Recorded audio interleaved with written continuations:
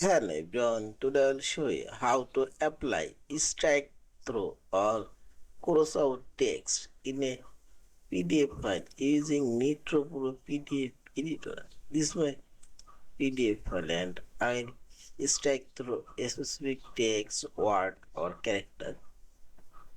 Now click on this review option and this cross out option, that's is strike through. Click here.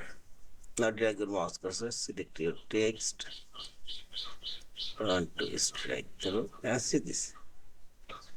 This red color is strike through. Now apply here and click on this strike down. Now select properties.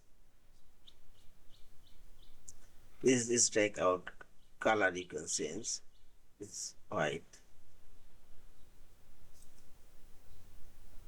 and apply green and see this. And I apply whole text. This red color.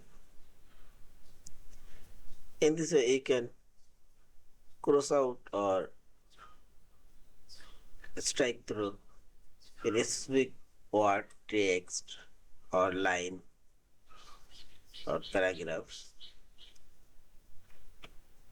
Yeah, this is.